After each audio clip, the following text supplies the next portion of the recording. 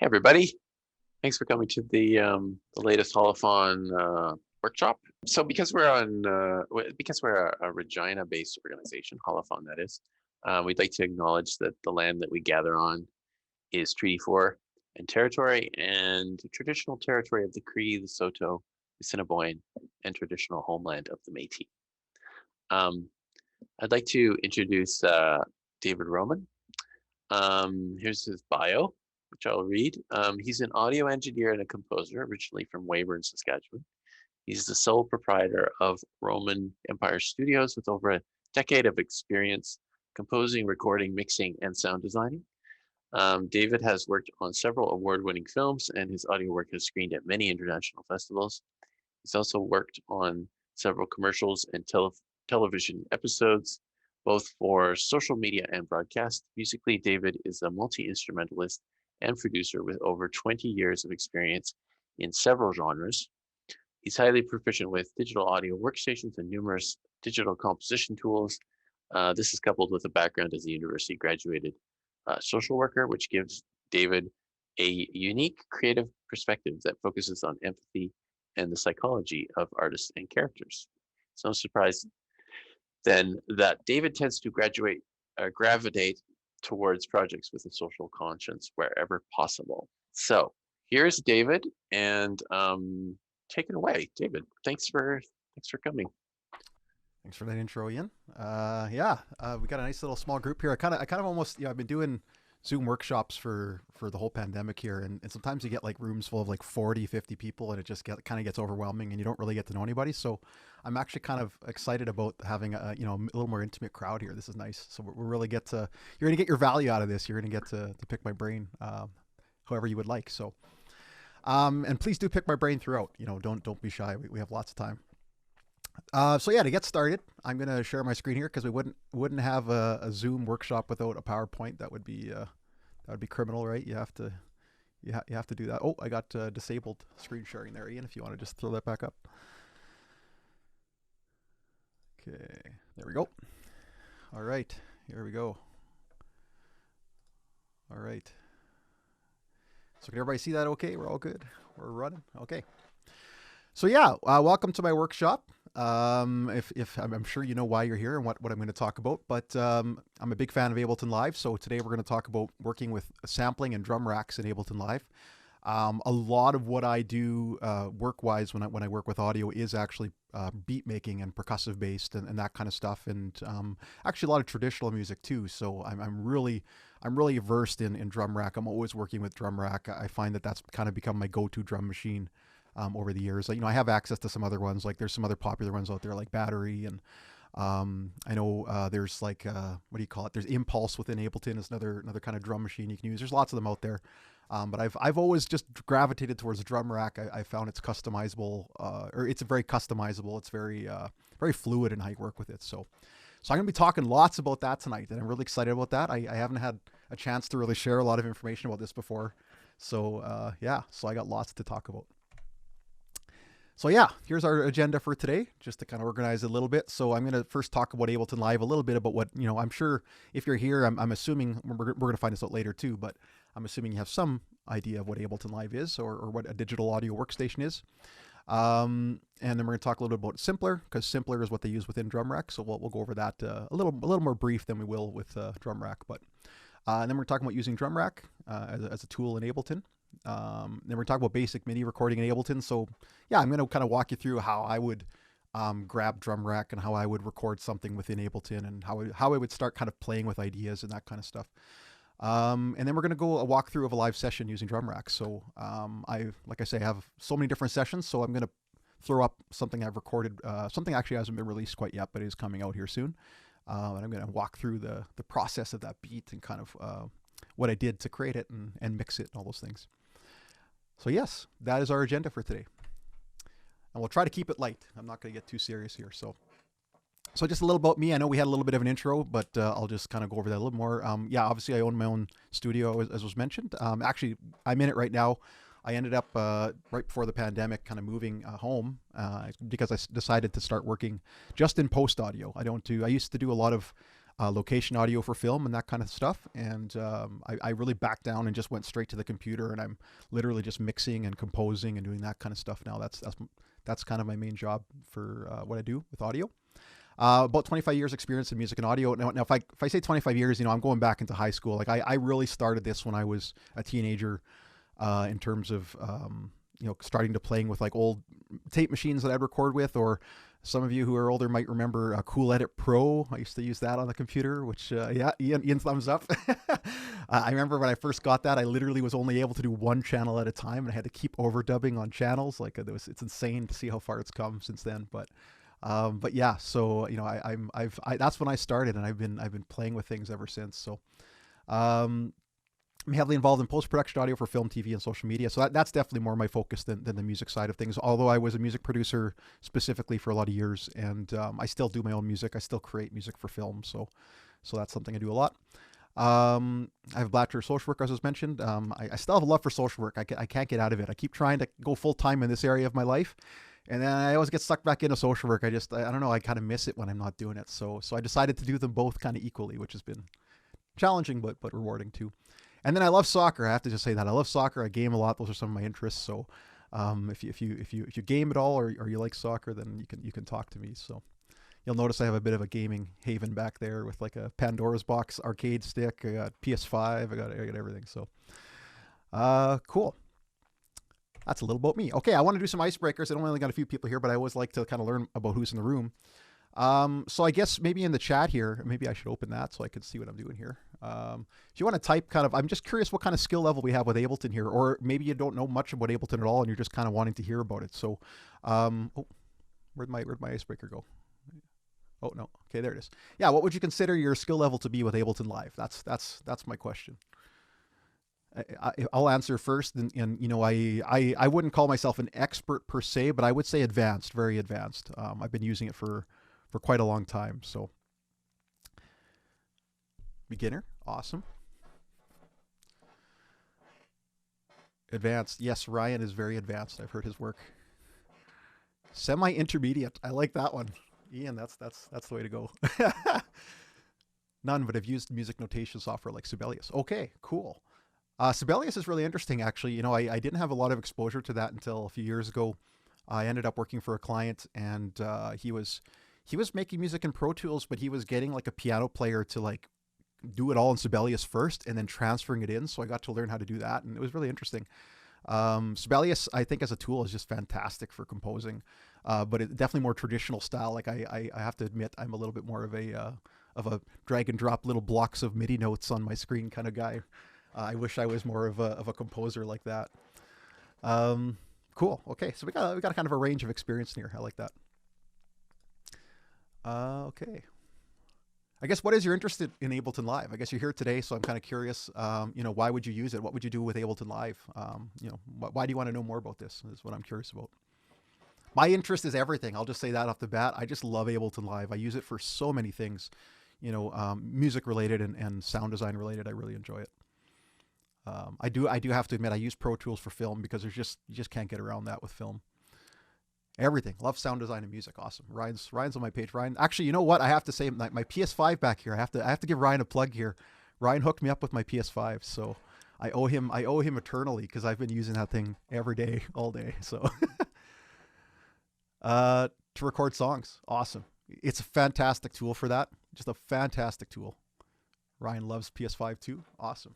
Yeah, I see you on there playing. I think you were playing Sackboy a while back. I saw you playing that a lot. Lots of other stuff. I like Ableton. I feel like it's a good tool when you're looking for some cool effects. When you want you have like a MIDI instrument, but then you want to kind of muddy it up with a bunch of like an effects chain. Yes. I think it works really well for that. And then I like it as a live performance tool, right? So that you can kind of play with your like little clips and things and trigger things and add like MIDI, like a MIDI controller. Mm-hmm. And play with it like a kind of like a mixer. So if you have a MIDI controller with sliders and stuff, you can like do like soundscapes, that kind of thing. Yeah, I always forget that I used it for that, but I used to do that a lot. I haven't done a lot of live stuff in a long time, but actually Ian and I were both involved in a little project called Goya a while back at the university, and my friend and Wildman WL Altman, he does a lot of Ableton stuff. So him and I actually did like live Ableton performance type stuff, and it was really really bizarre and weird, and I enjoyed it. But yeah, it's an incredible live tool. Like you can customize it so much, and Drumrack itself, I've used Drumrack a lot live, where I've built like on drum pads on whether it be like actual drum pads or beat pads, that kind of stuff. I've built like my own live sets where I would go perform, and you can customize everything, like absolutely everything. So a little bit of what I'm going to show you today is going to apply to that. Cool. Okay, I got one last icebreaker. I'm a bit of a jokester. I don't usually take things too seriously. So pineapple on pizza or no? Let's see who's in the room. What's the consensus here? Are we got one? Yes, I'm a pineapple person. No, oh no, oh Ryan, there's the first strike for me for Ryan. Oh, no, just kidding. Lots. There we go. This is a pineapple room. Okay, good. No pineapple. Oh, okay, we're split. We have a dichotomy here. There we go. Okay, awesome. Okay, so why Ableton Live? So I know I've already been praising Ableton Live like crazy, but I'll just really quickly want to go over that, why I use it. It's an all-in-one studio production and live performance tool. We just kind of said that. And yeah, I take songs from start to finish on Ableton. I will create them there. I will mix them there. I will master them there. I can do everything there in one tool if I really want to. It has a unique approach to composition involving combining clips in real time. This is the big selling feature for me of Ableton. It's just so fun and friendly, like the way you compose stuff. It's really intuitive to me once you start understanding how it kind of the ecosystem works. So yeah, I just love being able to just jam ideas and then combining them with other ideas and then seeing what happens. Like it's very experimental. It's good for that. It's heavily feature rich and fantastic with MIDI customization and automation.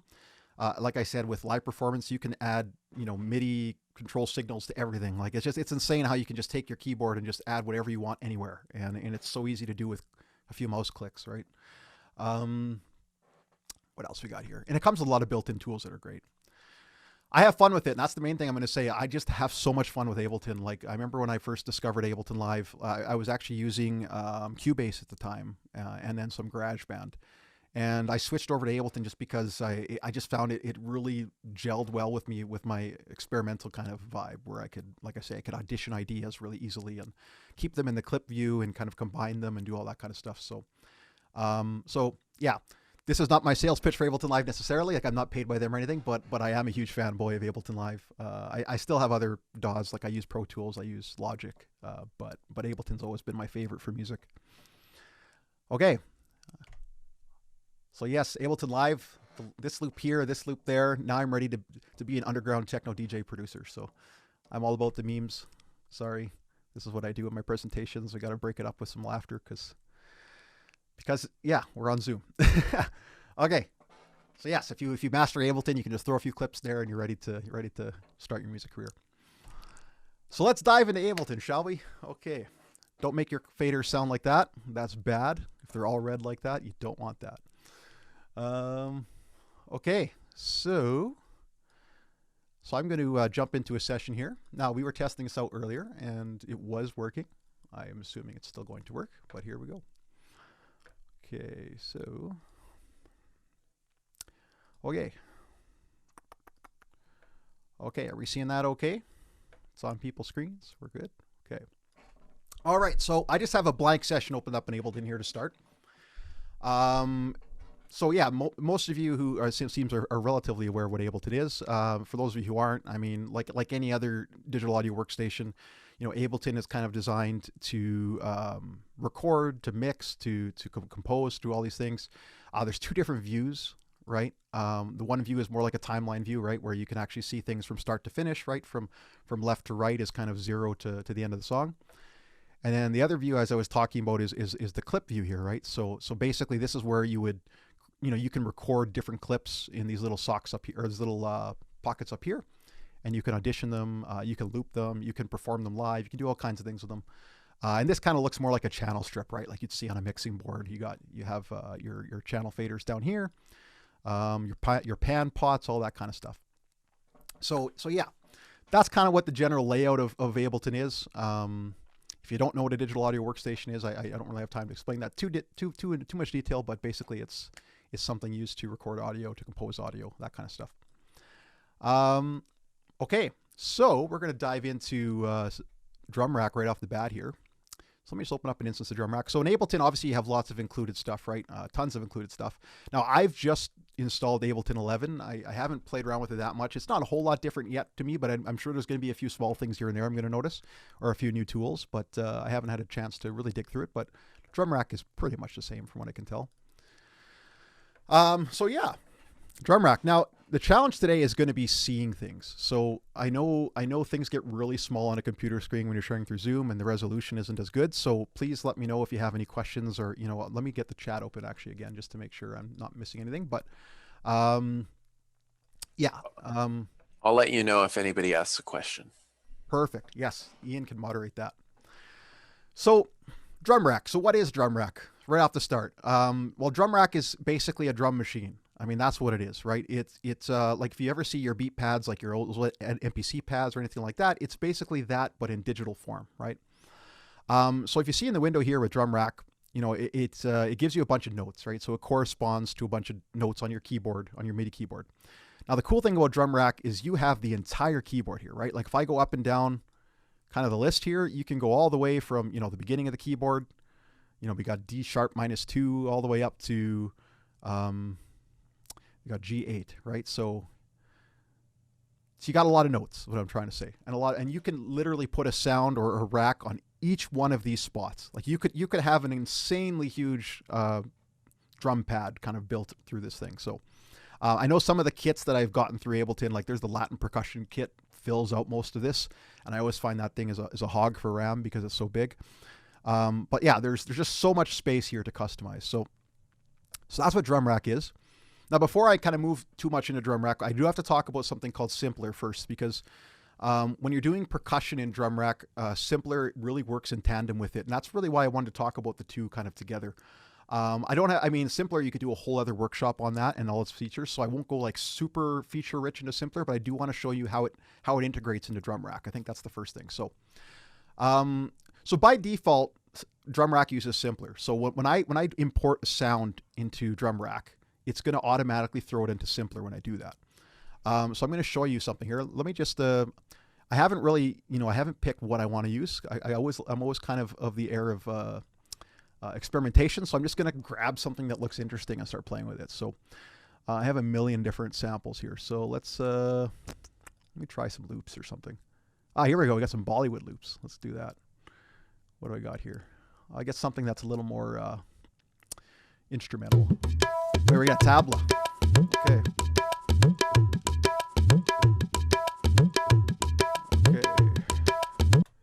Now that's coming through. Okay, you guys are hearing that? Okay, awesome. Good. Yay, test worked.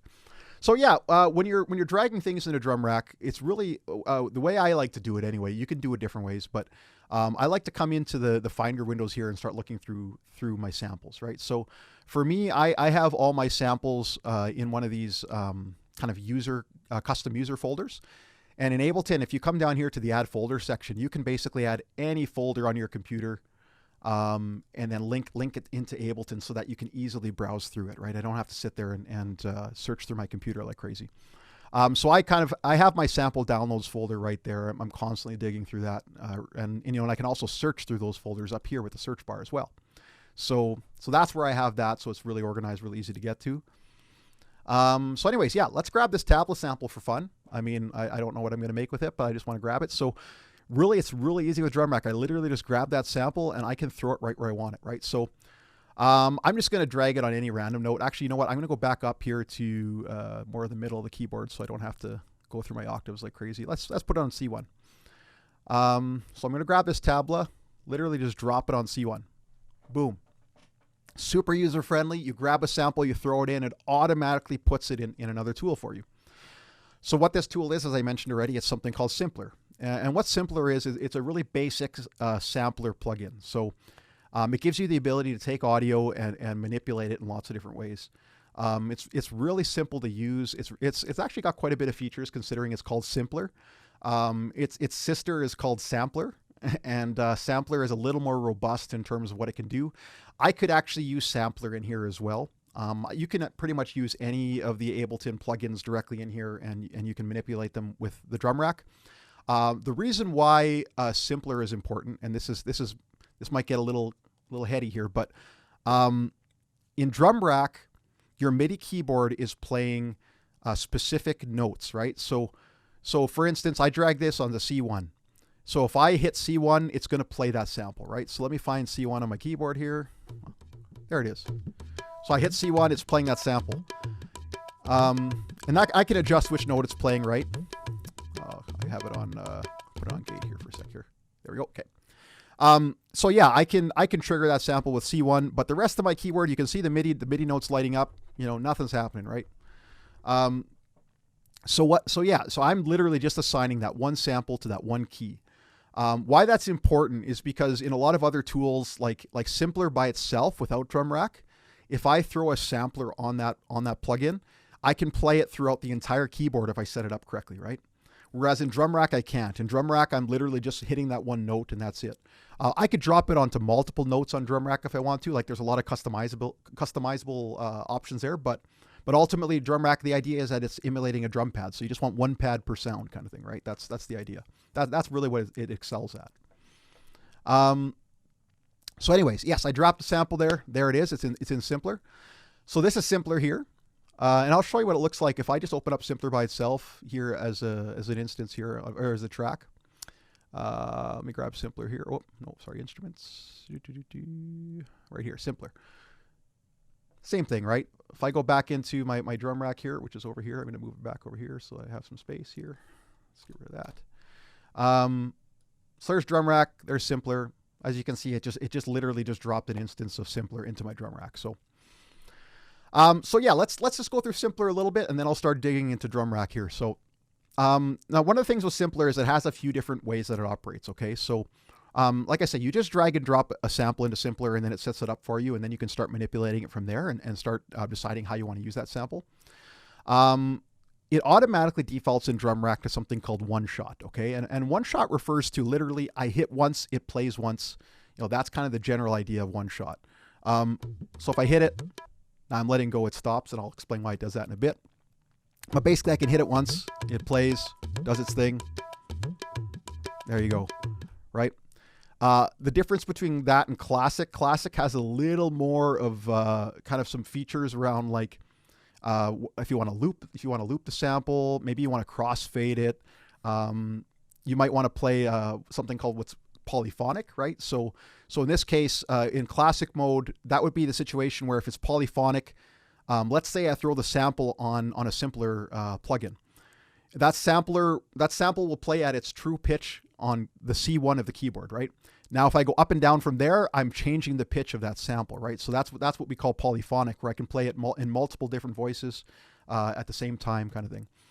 So it will automatically pitch that sample into the different ranges there.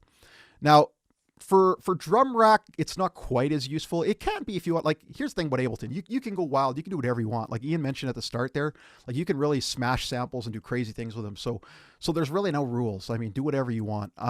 For the simple idea of just like using something percussive, I find one shot is a little more, I guess, designed for that purpose. So that's typically what I stick with when I'm doing drum samples. Now, if I want to do something really bizarre and weird, and I want to kind of start crushing the sounds and doing all kinds of weird loops and stuff like that, well, then I might go into Classic and do a little more. So I'll walk you through a few of these features here just so you kind of see it. So with Classic, anyway, so I'll play it again. There's a few things you can do here, right? So let's open into a bigger window, actually. There we go. So with Classic, oh yeah, and just so I show you how that happens, there's a little arrow up here you can hit, and then it'll open the sample into a larger window, and you can see more things. And then what it's doing down here is it's kind of separating the other window into some of my other features, like having a filter, a low frequency oscillator. I can kind of adjust the envelope of the sample itself and things like that, the decay, the sustain release, all those things. So okay, anyways, I open up the sample up here. So the first thing you could do, you can actually select where a sample starts or begins. Now, if you see this arrow here, so you can drag it back and forth, you can kind of select which regions you want it to play with, right? So if I do this, let's say I do that, now it's starting right here, right? And it's stopping right there rather than the entire sample. Maybe I really want to zoom in, and maybe there's like one sound I really like in this loop, and I just want to use that sound. So I'm going to zoom right in there, and all you have to do is hold Ableton, and see it brings up that little eyeglass when you just got your mouse over it. You hold it and then you kind of roll up and down. And you move up and down with your mouse and it goes right in. So I'm going to really get in there and I'm going to grab this sample just for fun. Let's just see what happens. You see that? It's kind of got a whoop, whoop, little wobbly thing. So yeah, I can really get in there. I can get even more specific than that. If I want to be crazy, I can go in there, just get a little click there, but you know, that's not a very interesting sound, so I'm not going to use that. Okay, so I got a little bit of a plop there kind of going on. So yeah, I've really narrowed down this, what part of this sample I want to use, right? So now what I can do from here is I can start even going further than that in classic mode, right? So I can go to the start here, and I can actually use the start parameter here to decide how much % of this loop I want to play. I really narrowed in that way, right? I mean, really, the arrows are kind of accomplishing something similar, but there are some things that this applies to when it comes to crossfading and stuff like that. I can loop it. So if I hit this little loop button, I can just keep it going forever, right? It's never stopping. I can adjust that loop with this loop parameter here. Now you can see where that would get kind of interesting if you wanted to like control that parameter on the fly, right? If I wanted to kind of map this loop parameter to one of my buttons or something, and you know, I might be able to lengthen and shorten that sample. It's fading out now. One sec here. Okay. There we go. Okay, let's turn loop off. Yeah, so there's some really cool things you can kind of do with the loop features in Classic. The voices here, again, this is going to refer more to when you're not using it in Drumrack, but I can like change how many voices, and what that means is I can how many times I can play that sample at the same time. So let's say I have like 8 selected, I could hit 8 different keys on my keyboard and play the samples there, right? It'll play 8 different versions of that sample in different pitches is what it'll do, right? Again, in Drumrack, you don't really have the same kind of use for that as you would if it's simpler. If simpler is by itself on its own track, that's a different thing. What else we got here? Retrig. Now, here's a little handy tool for you folks. If I'm sure some of you use Ableton, but Ableton tells you things. Ableton's kind of dummy proof. So if you're ever like, what does this do? What do I need that for? You can literally hover over the parameter. And then in the bottom left corner there, you'll see like a little window with text in it. And it shows you kind of, you know, oh, this is what that thing does, right? So in this instance with retrigger, I'm trying to remind my brain what it's doing, right? So when enabled, notes which are already playing will be retriggered. So rather than generating an additional voice, turning this on can save CPU power. So yeah, it's kind of a CPU feature. I don't really technically need it for myself. I have a huge, ridiculous system here that can handle almost anything I throw at it. So I don't usually mess with that. And then there's some ability to warp this to the actual metronome that you have, right? So you can actually warp the sample. You can warp it to beats, transients, on and on. Now, again, I don't want to go too deep into this. This is a huge discussion with Simpler. I just wanted to show you a little bit of what it does. I don't usually use classic mode when I'm doing percussive stuff. I'm using one shot. And again, once I click the one shot, you'll see, oh, lots of that stuff goes away, right? One shot gives me a whole lot less options. Slice is a totally different thing altogether. Slice is actually a really interesting tool in terms of like, if I want to like take different regions of the sample and mess with them, there's things I can do with Slice where I can like get it to play like with different keys, different parts of the same sample and that kind of thing. Again, probably more useful in something outside of Drumrack. You can still play with it. They'll play with it, experiment with it. I don't want to go crazy into detail with Slice because again, it's another topic where you could just dive and never end. So let's go back to one shot. The last thing I want to show you about kind of the general features of Simpler before I talk about one shot is there's this window down here and you have other options with that window, right? So obviously you can tell here there's a bit of a filter. So I'm going to turn that on. So I can actually apply a filter to this sample if I want. Okay, so I have that sample there. So if you don't know how a filter works, I mean, generally speaking, a filter is just kind of using the EQ of the frequencies and changing where you're playing the sample, like what information is coming through on the sample. So in this case, if I grab this little ball here, and think of this as for those who are kind of unaware of this, the frequency spectrum here, we have all our low frequencies down here up to all our highs, from 20 to 20. So I can literally take this, so I can drag it down, and it starts getting rid of some of that information. You hear that? And now I'm going up. The information's returning, on and on and on, right? I can do that with this ball. You know, I think the ball's a little more kind of fun. Do a lot of cool things with it. You can actually, sometimes you can sync a lot of these things to like XY pads, and you can sit there and actually play with your fingers on an XY pad, and it's really fun. Or you can use knobs down here for the frequency, right? You can change, here we go there. So that's the resonance. So I can like really zone in on one frequency if I want with that resonance. There's a lot of things you do. I might use this a little bit for shaping some things for fun. I tend to like avoid a lot of these features, and I end up just putting a filter in the effects chain of what I'm doing, rather than going into the actual sample itself. But that's just my preference. You can do it either way. There's a lot of different things you can do with filter, a lot of different types of envelopes you can use, right? See, I can change the envelope I'm using, and there's just so much to customize, right? So the benefit of that would be that you can apply it to each drum tiny little section individually, rather than have it go through a whole chain. Yeah, like you could just literally go directly to the sample, right? That's kind of the idea. This is the sample, and you're messing with the sample itself. When I show you Drumracks features a little more advanced here, you'll see that I could apply that filter anywhere on my effects chain on one sample. So it's kind of giving you like, it's like almost like having two different options that do the same thing in some ways. The only difference is here is, again, I'm at the sample level, I'm affecting the sample. And another thing that's important to say with that is, like, you can actually affect the gain of the sample itself. And that's in this window here, right? So, you know, I can actually crank, I don't want it to sound like that. That's going to sound awful, but I could crank it right up here, and that's the sample itself. Okay. That has nothing to do with the fader, the track, anything like that. That's just the sample going up and down. Same thing with this, like this filter, it would just be affecting the sample, and then you would be inputting it into a chain after that. Same with this pitch envelope, it'd be the same thing. If I'm going to use a pitch envelope, let me just turn the filter off for a sec.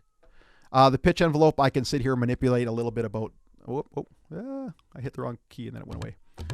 Okay. So I can change the envelope of the sample here too, right? Like I can really impact some ways that it does things here. Wait, where are we going here? I have to turn the amount on. There it is. This is a pretty short sample, so I'm not really interrupting it a lot by using this envelope. But I can basically change things like, you know, how quickly it fades in. You can see that it created a little bit of a fade in on the sample there. How quickly it fades out. This is a really short sample, so this is kind of a bad picture of what it does. I can transpose the sample. This is important. I'm going to turn the sample up just a little bit. Yeah, so I can change the pitch of that sample right here. Now, I use that a lot. I'm going to be honest. I pitch my percussion a lot because sometimes I'll find a sample that I don't quite feel like it's in tune, and I really want it to be in tune. Maybe I don't want it to be in tune. Maybe I want to trash it, or maybe I want to like pitch it on the fly. Then, you know, I'll be like automating this feature so that it'll like change the pitch as it's moving, kind of thing, right? That kind of stuff. Velocity and volume here. So this kind of changes what kind of velocity you have when you play the sample. Right now, it's all even. No matter how hard I hit the key, it's just playing the same velocity and volume. I can go here and I can have a little more control over my velocity and expressiveness. See that? Goes up and down. So, and then another stage of gain staging here. You have the volume here as well. So this is kind of the volume out from the sample almost. It's not the sample itself, but it's the volume coming out from that sample or that plugin. Yeah, I don't want to go too crazy there. Okay. I can get lost in just experimenting with simpler. I don't want to do that. So that's kind of where I'm headed right now. I sit here and I just play around with settings and see what they do and have fun. And you know what? Here's the thing is like I've used Ableton forever. Like I have, but I'm still learning and I'm still experimenting. It's one of those programs that just keeps giving back. Like you just keep finding new things and new ways to use it. And that's why I love it so much. It's just so tailored to people who like to experiment. And I'm one of those people who just loves to sit there and play with parameters, and sometimes you get no work done because that's all you're doing. But okay, so let me just turn off all this stuff down here because I'm not going to use that right now. Okay. Oh, and then it doesn't turn these things off. So these things actually stay on there no matter what setting you're on and stuff. So let's keep the velocity kind of even. Okay. Last couple things to go over with Simpler here before I move into Drumrack. I want to talk about the trigger and gate because this is important. So in gate mode, I can play just a portion of that sample, right? I can just tap my key and it won't play the full sample, or I can hold my key down and it'll play the full sample, right? So I have a lot of control over how much of the sample I want to leak through by what I'm pressing and when I'm releasing, right? Whereas with trigger, it'll just play the full sample. I'm just plucking the key right now, and it's playing the full thing every time, right? So that's kind of the difference between those two things, and that's important to know. With percussion, I mean, if you're playing a full drum sound, quite often I want to hear the full sound come through. I don't want to just play a portion of it. So if I'm playing like a synth or something, I might want, you know, it to be gated like that. But typically I wouldn't be playing one shot with a synth, so it's kind of a moot point. But it gives you that option to like make the sample as expressive as you want in terms of you holding down and letting go, right? So yeah. Okay. Lots of stuff there was simpler, and I probably just bombarded your head with stuff there. And I know there, I go on and on here, but if anybody ever has anything they want to ask or go on about simpler, let me know. Otherwise, I will move on to Drumrack a bit here. I think people are good. Okay. All right. So again, we have a Drumrack open here. I have an instance of simpler open here. I'm going to get rid of this this sound just because I'm not going to use that right now. So I just hit the delete button. It's gone. Boom. Nothing there. So let's go to sample downloads here again. I'm just going to grab some like basic drum kit type stuff. Let me play with some stuff. What do we got here? I won't get anything too obnoxious here. I know I have some obnoxious stuff here for sure. See all my hip hop stuff. What do we got here? What's an obnoxious drum sound? Well, you know, it is subjective. It is subjective. I know a lot of people don't like the trap drum sound, but then a lot of people love it, right? So I know so many modern productions use it, so I've been really big into that. But let me see here. Let me grab. I'll grab these. Those are Trapsters. What I got? Rob samples. No, let's grab Final Drums Pack. Let's do that. That's a little more accessible. Okay, there's a kick. I found a kick in here. I'm going to throw that in there. Yes, obnoxious is very subjective. I'm going to say that. I just want to remind people of that because you know what? I'll tell you what, some of the stuff you can do in Ableton is really obnoxious to some people, but I kind of love it. I kind of love when you get really abrasive with these sounds and push them to their edge. So, bass drum. Okay, let's grab, there's so many samples in this pack. Let's go with snare drum here. Sure, that one. Why not?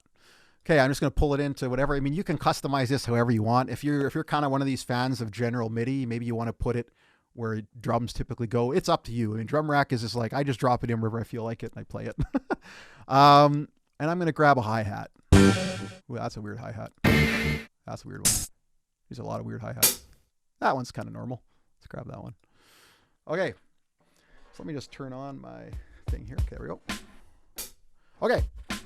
So what I've done here to start is I've just grabbed a few basic samples and thrown them into my drum rack, okay, just to start playing with them, right? So now you'll notice I didn't do anything. I literally just drag and drop them, and Drumrack is already intuitively kind of lined them up to where I think I need them, right? So this sample here is really nice. As you'll see, this kick drum sample, you know, it starts at a good point, it kind of ends at a good point. Drumrack has set that up for me. If I'm just playing a basic kick drum and that's all I want, done. I don't think I would touch that a whole lot. Maybe I would transpose it depending on the song I'm playing. You know, I can change the tuning of it. I might gain stage it a little differently, but typically I'm going to use compression or other things for gain before I'm going to start playing at this level. I don't want too much signal coming through yet. So, but anyways, yeah, it's lined it up for me. Now I play the snare, same thing. You see that it just lined it right up for me beautifully, right? I have these all set right now to trigger so that it plays the full sample when I hit it. I mean, I could change that if I want to. For now, I won't. And then lastly, the hi-hat. I just put a hi-hat in there for fun. And same thing, you know, lined up beautifully. It sounds good.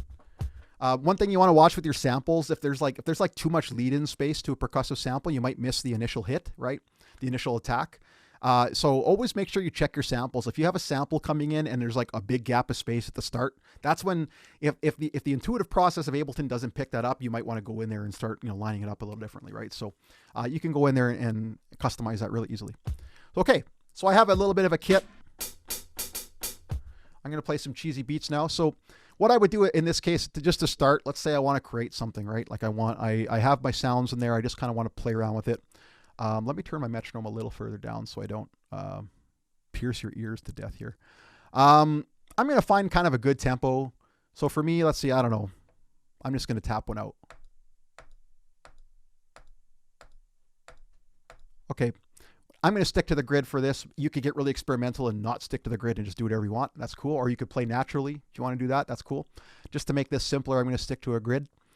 So I just set it at 90 BPM. Let's try that. I kind of like that tempo. I'm going to throw my click on. Okay, my click's playing already. If you can hear that, I'll turn it up just a little bit. Not too much though. Okay. Okay, now so in Ableton, and we talked about this clip view thing, right? So in Ableton, I can record clips onto a track without it actually going onto the timeline over here, right? And that's my favorite thing to do to start. Quite often, I'll just create a bunch of small clips, and then I'll move them over to the timeline as I need them, right? I might record them in real time. There's a lot of things I can do. But let's just start by recording a clip. So in each track here, you got these slots up here in the kind of the clip view, and I can literally hit this button up here. It's armed to record. And now I'm recording. Now I haven't hit anything yet. I haven't done anything yet. So it hasn't recorded anything yet. But I got a metronome. So I'm just going to kind of play something really simple here. Let's try. Here we go. Terrible beat. Really cheesy. This is like AC/DC. Something like that, you know. That's if you can do that beat, you can tour with AC/DC for the rest of your life. So yeah, so now what I did here, once I recorded that, you'll see that it automatically creates like a bit of a MIDI composition here in the clip. All I do is I double click this clip and I go in there. If I click out, it's gone. There it is. Okay. So obviously I recorded late. I didn't start right off the bat. I kind of waited a couple or about 4 bars there. So I'm just going to literally grab this here in MIDI. There's a little arrow section up here. I can drag it over. You kind of got to make sure you got the right tool. You see it kind of changes your tools. Make sure it's the one that looks like a little bracket there. I'm going to grab that and I'm going to start that right here. Okay. Just because there's all that dead space. And as I can tell, I kind of did pretty good here. I lined up right at the even measure. Or the even beat. So it'll keep looping continuously as I play it. Now my performance wasn't amazing. As you can tell, I'm off the grid a little bit. It kind of depends how much you want to be on the grid, what you want to do. For me, I do a lot of electronic music. So it's like you kind of need this weird balance between like feeling robotic and natural at the same time, which is kind of weird. Like I seem to find this middle ground there. So I will actually go in and move things around and change the expressiveness. But for this purpose, I'm just going to line it up perfectly just so you can see the beats in the right grid and everything. So actually, I'm going to do this quickly first. And then so if I grab everything and I right click, I can actually just quantize everything right off the bat. Boom, there it is. Okay, so now I'm quantized. It should be perfect to the metronome. Let me just play that to find out. I'll hit this play button up here. Oh yeah, listen to that beat. That's juicy. Okay. So robotic now. It's like perfectly robotic, right? So for those of us who have OCD, that's like to our liking. Anyways, that just created a basic percussive piece. Now, just to show you another way to do this for fun, I'm going to go in and I'm just going to draw some hi-hats. So I'm just going to make a really fast hi-hat here for fun and see what happens and just see how it sounds. Let's just do that. You know what? I can even speed up this process. I can just go like this and I can hit Control D. Boom, done. Okay. Oh yeah. There we go. Listen to those hats. So yeah, I just created a basic little beat. Now I don't play anything that corny in real life. That's not typically what I do unless I'm asked to do it. I actually was once asked, this is just an aside story for fun, but I was actually once asked to recreate the "I'm Just a Bill" song. I don't know what the heck what the heck they call that? It's like Schoolhouse Rock. Yeah, Schoolhouse Rock. I was asked by Sask Power once to recreate that song, but change it enough so copyright you could get around it. So that was probably one of the cheesiest drum lines I've ever written in my whole life was that one, but it was for a purpose, so I don't feel too bad. But anyways, so yeah, here's the drum line. This is what it looks like in MIDI. Now let's go back to Drumrack. So here's where things get really cool with Drumrack. Okay, is now I've recorded this little beat and I'm playing with it. Well, now I can do absolutely anything I want to every individual sound, to the whole sound. I can do everything right within Drumrack. One of the ways I like to look at Drumrack is it's kind of like its own submix, right? Like it's its own effects chain. So you have 2 different chains, and I'll show you them right away here. You have, first of all, you have the chain for the actual sample itself, right? So if I go into the bass drum here, I double click that, sorry. On the side here of Drumrack, you have some other buttons here.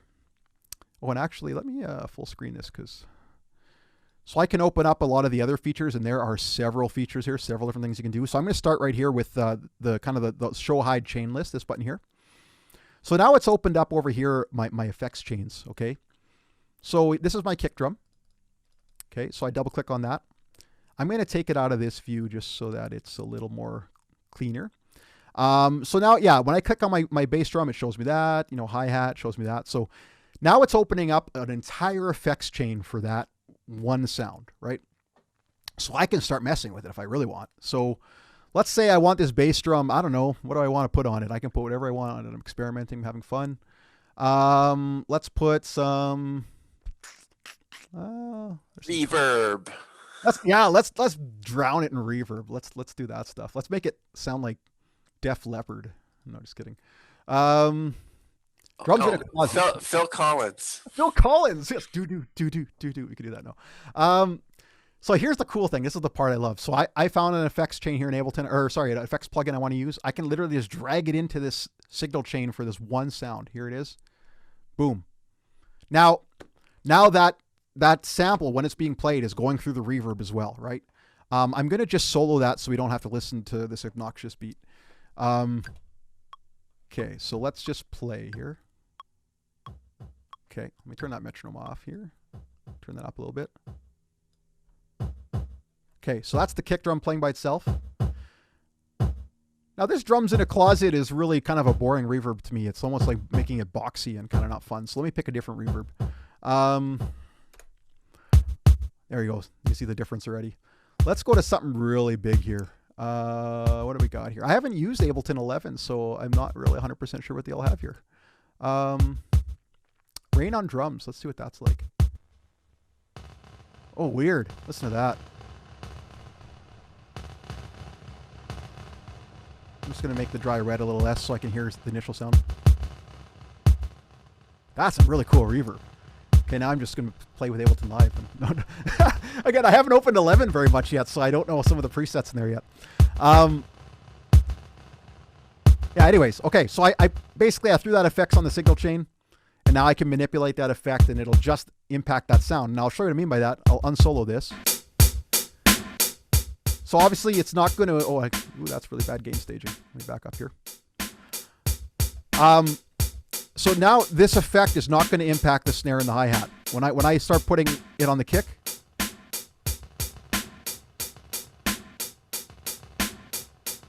now it's just on the kick, right? So now the kick is just being affected by that. Now I'm going to go on the snare, and I'm going to throw something on there for fun, just so we're messing around. Let's go with Corpus here. Let's try, no, let's not do Corpus. Let's do they still have, what do you call it? Oh, there's Shaper. I use Erosion a lot. Where do they put Erosion? Oh, there it is. Okay, Drive and Color. Okay. Oh, I love Erosion. Oh, Erosion's the best plugin. I mean, I almost overuse it, to be honest. So yeah, I'm just going to throw Erosion on the snare for fun. Oh, sorry, this is on the, it's on the snare. There it is. Now I can hear it.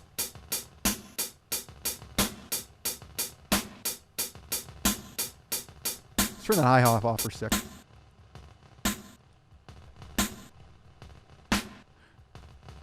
So you're seeing it's just affecting just the snare there, right? I'm kind of playing with that effect. So yeah, that's kind of the effects chain, right? I know I could go on exploring like that forever.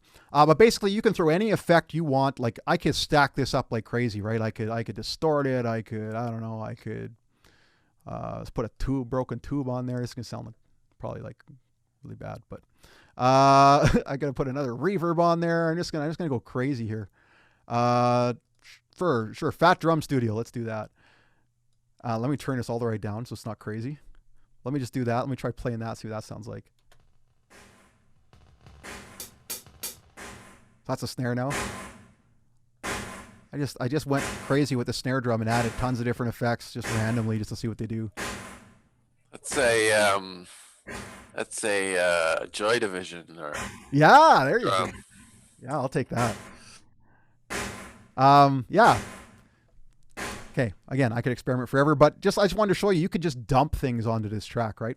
Now, what's happening here is it's going through this chain, and then it's coming out the entire track, right? So, again, think of Drumrack as a submix. So at the end of the chain here, you'll notice here on the right side of the screen, there's kind of a gap here between the signal chain for the actual sample and then the entire signal chain for all of the drums at once.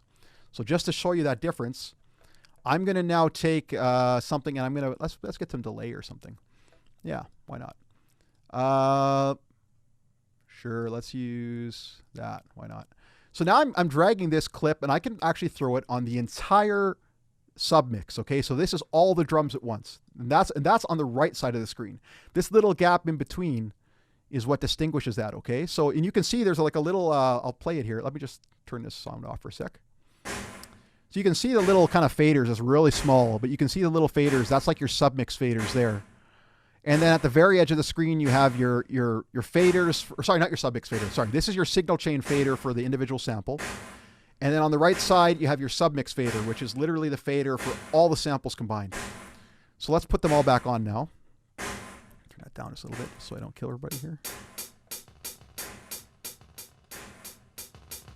Okay, so now what I'm doing, again, I dropped a delay on the submix. So I'm going to turn that on.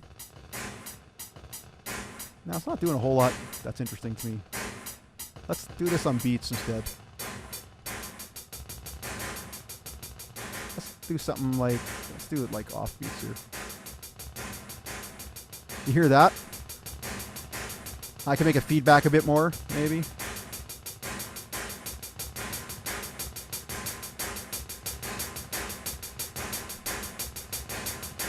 There, now it doesn't sound like AC/DC anymore. Yeah, not at all. Not even close. Now it's getting a little more interesting.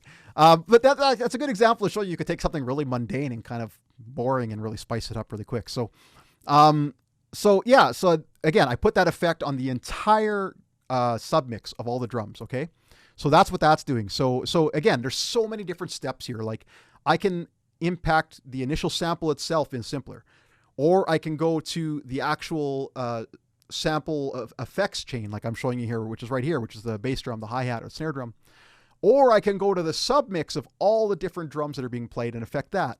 And then I have other things after that. Then you have the master channel, right? So then it goes to the master channel. So, or I could send this to another submix. I could come in here and I could send this to another submix or another aux return, within Ableton. And I might have another effect there. Maybe there's a reverb or delay. So there's so many different stages here. You can kind of see really quickly how you can get lost in this and just experiment forever because there's so many different ways you can manipulate the sound. But what I love about it is that you're not limited. There's no limitation there. You can do whatever you want to that sound. And honestly, I find the most interesting creators like find their own method and find their own kind of niches that they like to explore in. So do any of those things. Okay, let's walk through some of the other stuff here with Drumrack now because there is more. It's insane. There's actually more than this. Okay, so I kind of walked you through the chains themselves. Now there's a couple other things in the chains here worth noting here. You can actually, turn the actual individual right here at the volume right here. You can turn the individual effects chain up or down, and that's the entirety of that one sound. I can pan them left or right if I need to. Like those hi-hats I probably would have panned if I was doing a basic beat. There's, muting. There's soloing here. So there's a few options here. I can also do something called hot swapping here. If I want to like change a sample out, I literally click on this hot swap button and it brings up that same folder I was in there for samples. And I could change that if I really wanted to. I'm not going to do that right now. So there's a lot of different features there in terms of manipulating the actual effects chain for one sample. Now there's other things you can do here. Let's show you the in outs here next. So I can route this a little differently too. There's a few different things I can do. First of all, you see the receive area here. So this is talking about where that sound is being played. So for instance, I have this on C1 so that when I hit C1, it's playing that sound, right? If I hit C#1, it's playing that sound, and on and on. And I can go in here into this window and I could basically put that wherever I want and do whatever I want with it. Now you see, this is kind of cool. It gives you the GM suggestion, and what that means is that's called general MIDI. So a lot of like software or old machines or things like that would have, kind of stereotypical places they would put certain drum samples in when you talk about like which note they would put them on. So there's like bass drums down here, sticks, toms, hats. It kind of gives you a suggestion as to where general MIDI might be. It's kind of an interesting aside. But anyway, yeah, so I can change which note plays what. I can do that over here, though, too. I can literally just drag these things and move them around. Like I can go there, I can go here. So there's a lot of ways you can do that. I prefer to just drag and drop. That's kind of my liking. Another thing I can do that's really cool is I can choke the sample. So what that means is, let's say I have this one on choke 1 and this one on choke 1. That means they won't both play at the same time. So if I hit this one and then I hit the other one, it'll stop that one. Now the effect is still going because I have a bunch of effects on it. But I can basically stop the initial sample from that other piece by doing that. So I'm hitting them both kind of at the same time. The one that I hit first stops, the second one continues, but you are hearing the delay chain, you're hearing the reverb, all that stuff, unfortunately. So maybe I'll turn that off so that you don't get confused here. So you would use that to sort of make sure things don't overlap, or yeah, like the... one conventional use for using that is like with hi-hats. Like if I have an open hat and a closed hat, then I might do the cymbal lift, right, where you hit the hi-hat open and then close it with the closed sound. So that's one conventional way to use it. Again, yeah, if you want to just make two sounds and never play at the same time for whatever reason, I mean, maybe you find a creative reason to do that. See right there, if I do it really quick, it stops that kick. You can hear that kick doesn't have any decay anymore. It kind of just shuts off, right?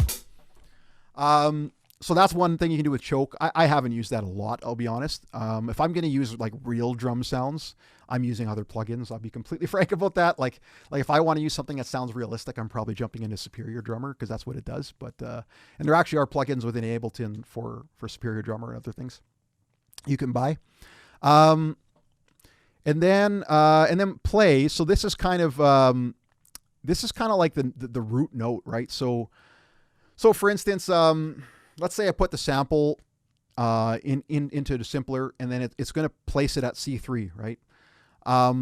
So basically everything up or down goes either pitched, like C3 will be the actual sample itself. If you play higher in the keyboard, it's higher. You play lower in the keyboard, it's lower. So it's going to output it to C3 in that device. Now that's kind of all I want in this. I don't usually touch that because when I'm playing in Drumrack, I don't really play with polyphonic sounds. So I don't even worry about that. I wouldn't touch that a lot unless you really want to start messing around and experimenting. So I'm not going to walk you through what that does. It's a little confusing. But ultimately I just leave that alone because again, I'm playing samples of whatever sample I brought in. I'm usually playing that sample. And if I want to transpose it, I'm actually coming into the sample here and just transposing it up and down. Right. So there's another way to transpose the actual MIDI itself too, but let's not get too carried away. Okay, what else we got here? So yeah, I walked you through some of those things. You can also route the audio. Normally chains route directly to the output of the rack, but it's possible to route return chains to one of the set's return tracks. Okay, so I don't have a return track set up yet, so let's get that set up. Okay, so the other thing you can do here, and this is crazy, I can actually now, I can look at Drumrack as like its own session within a session in some ways, right? So when I hit that R button on the side here, which is the return button, okay, it brings up this little window down here. It kind of separates it. It's really small. I know it's hard to see here. I wonder if I can make this just a little bigger. No, it doesn't let me, unless I close that. Does it let me do that? Oh, maybe I have to shrink this. Nah, whatever. That's okay. I know there's a way to do it, but let's not worry about it. I usually operate like this anyway.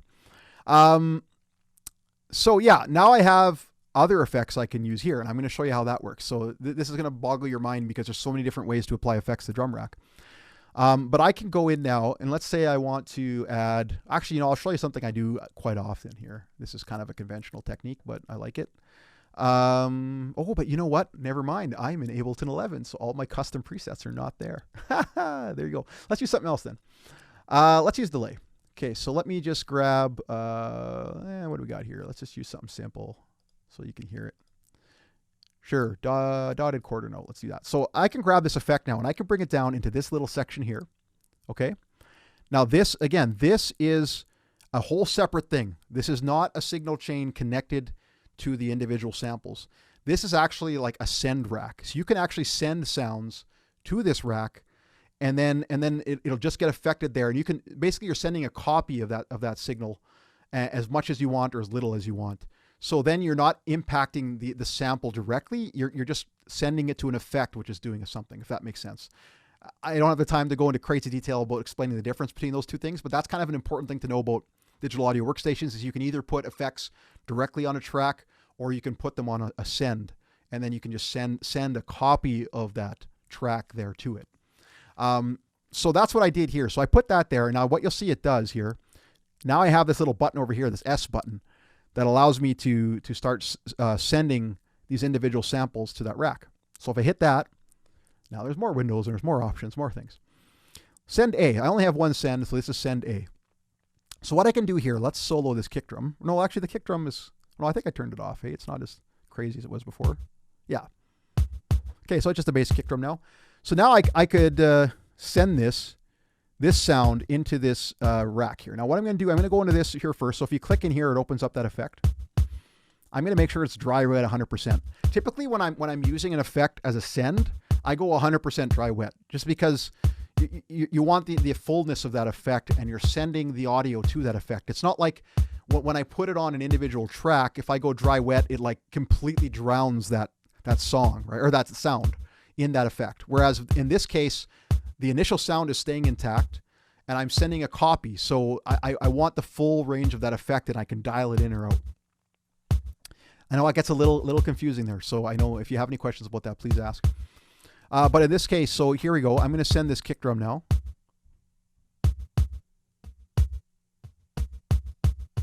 Now you're hearing some of that crazy delay, right? I sent the whole thing. I sent 100%. I'm going to turn it back.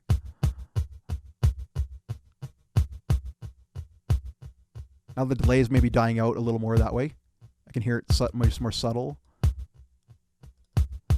I can adjust the parameters here. I can make a feedback less, you know, if I don't want it to like delay that much, and then maybe I want to turn up how much I'm sending. It's giving us some pulsing, right? It's kind of a really cool pulsing effect happening there. So yeah, I mean, I've just opened up a whole new world here, right? I can start dragging effects down there, and same thing here where I can just go crazy here, and I can, you know, and I can grab effects and I can move them in there and blah, blah, blah. We got to, you know, let's say I put that other delay in there. Let's just put something else for fun. Let's put this broken tube. Sure. I don't know. I'm just randomly grabbing stuff now for fun. Let's put, what do we got here? Oh, we got a chorus, frequency shifter. Let's try phaser actually. Those are fun. Sure. Why not? So let's just say I put all these effects in here. Okay. I just went crazy, made a weird, really crazy rack here. I'm going to up all the wet dryness to 100% so that, it's 100% of, we're getting 100% of the effect. Okay. So now let's just play around with that for fun. Let's try with the snare here. So I'm going to solo the snare here. Okay. I'm going to start sending and just seeing what happens here. I'm just playing for fun.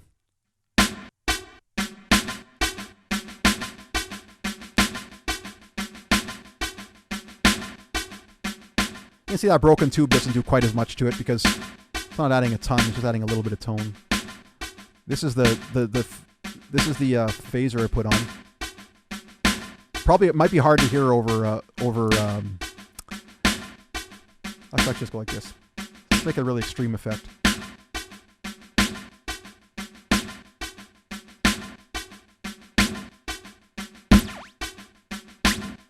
There you go. So yeah, I just went crazy with effects here and just put a bunch on the sends there. Now, where that flexibility is really nice is, again, I can send as much as I want or as little as I want, right? I can dial it back a lot. Maybe I want it just to be subtle. I don't know. If I put all these effects directly on the actual signal chain for one sound, then again, you're caking that effect in a little more. You don't have as much flexibility. Like in this scenario, what I'm doing here is I'm still getting that attack and that punch from those drums, and adding a little bit of that effect. I'm not really impacting that attack. I'm not impacting that punch. So that's why I like the kind of that difference, right? If I really want this to be a punchy drum line. So yeah, again, now we have sends, and here's another crazy part about it is you can actually send the sound from a send to another send if you want. So I can come down here and I can right click on this and I can enable this send, and now I can send this to itself again if I want to. I can enable this send and send it to, oh, did I get it? I can send it to B, right? So this is B here. I can send this send to B, and I can, make this endless loop of crazy effects if I want. I can really mangle the sound. Now, the last thing I'll talk about here in this little section here is, I was talking before about the audio too. So now you've seen that all those options have opened up, right? So I can actually route the audio into different places, right? Right now it's going directly through the rack output. So that's like the overall submix of the drum rack. Or I can go to, dotted quarter note here. I can go to moving 3. I can send this audio to go directly into those sends, right? Maybe I want that for whatever reason. I don't know why, but I want that individual signal to go just not to go to the submix first, but to actually go directly into the sends and then into the submix, right? So you might have some use for that. I don't know what that use would be particularly, but what else we got here? Same thing with the sends here. I can turn the volume up or down on that overall send. I can pan it. I can mute it. I can solo it. All those different things. So what else we got here? Everybody's like, oh my gosh, there's so much information here. We're if we want, we could take a little break. Yeah, let's do that. And then we could reconvene in maybe 5 minutes. Sure. 5 minutes. Is that enough? I'll grab some water. And so after this, because I've pretty much talked through most of Drumrack, we're going to jump into one of my actual tracks, and I'll show you how I actually do something in real time. So. Okay, great. David. Yes.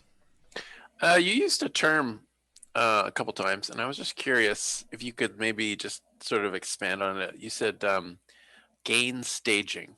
Oh, yes. And I'm wondering what the kind of maybe if there's a rule of thumb or if there's a. Yeah, totally. Basically gain staging is all about, like how much gain I'm getting from each individual source on my chain, right? So for example, at the start there, I had a sample, right? So the sample's gain is built into the sample itself, but I can turn that down or turn that up. Then it's driving into something else, like from the sample, it might be going into maybe a compressor, and then maybe I can turn that compressor's gain up or down. Kind of the rule of thumb is to keep everything fairly moderate until it gets to the final stage. Like you don't want to come in really, really hot in the digital world into like the actual master channel. Like then you have to turn everything down and crank it down. I mean, there's some plugins will actually work just like real life, where they'll like mimic the real life tool that you have. So you might push it and then it'll actually do something interesting. But for the most part, you kind of just want your levels never to peak, right? You just don't want peaking. And that's the main thing. So I kind of keep it moderate so I have room to like tamper with that effect later. Like maybe I'll have like a moderate sample, and then like maybe it'll go through moderate compression, a moderate EQ.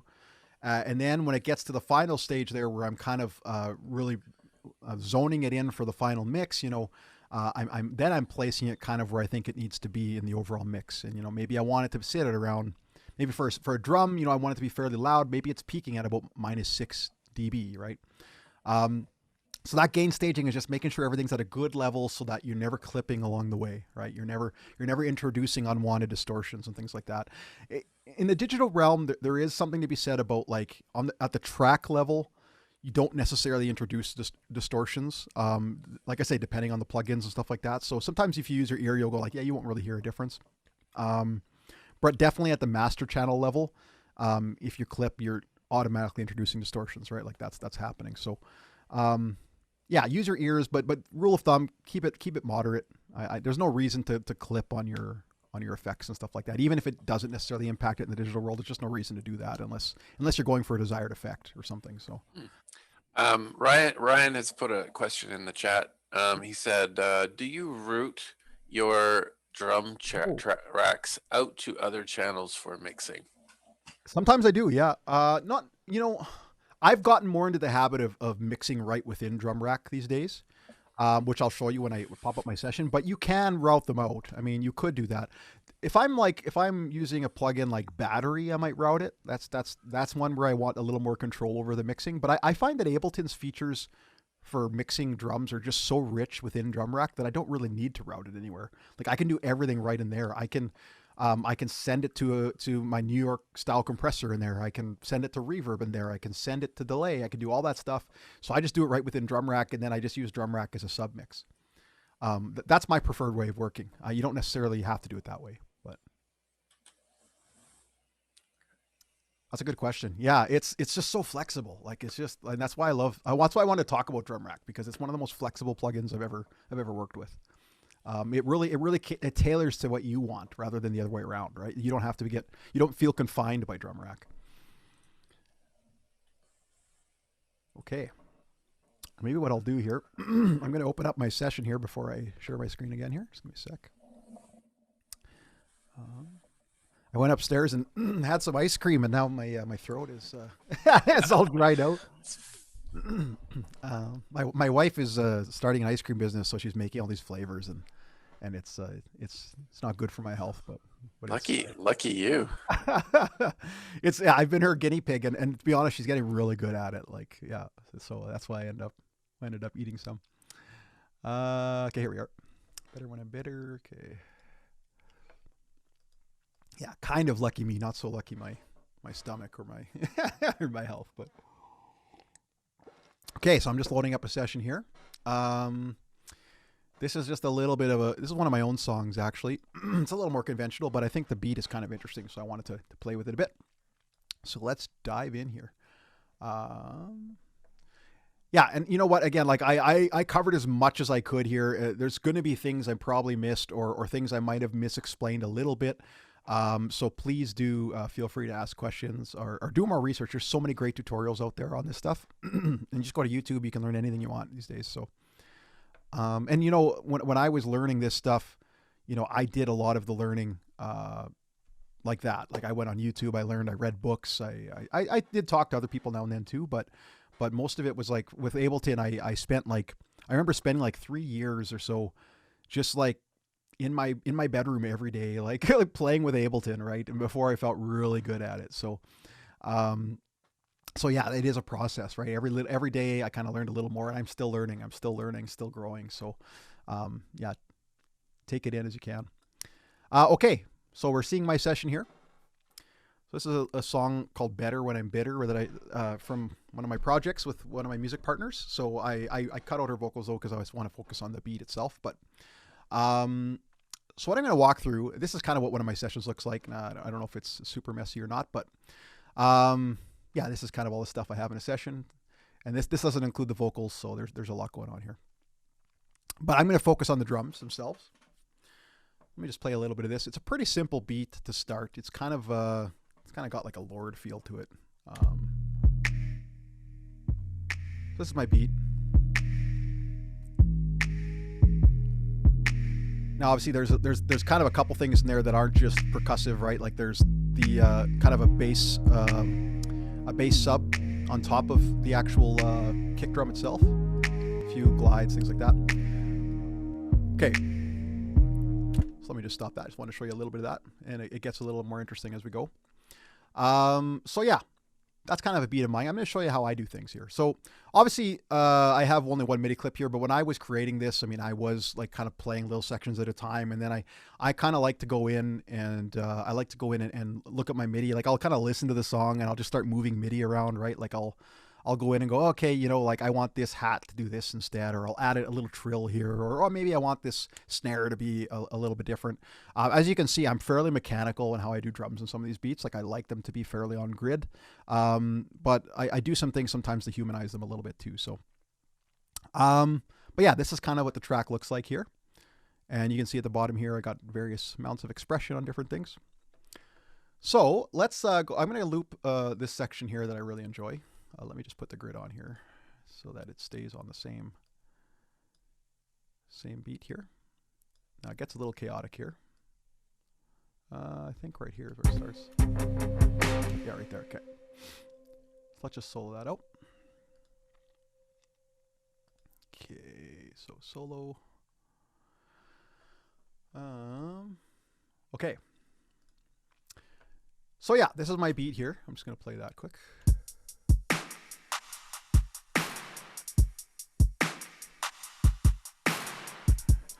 Okay, so I opened up my Drumracks so you can kind of see. Drumracks doing here.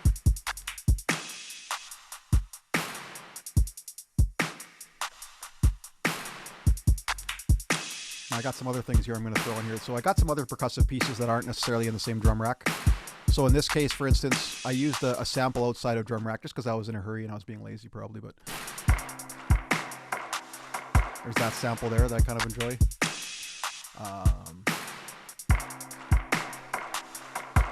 Now I'll put the bass sub back in because I feel like that's this kind of beat is a little more hip hop, a little more R&B-ish, and the bass sub is such a huge element of that. You can feel that real hit.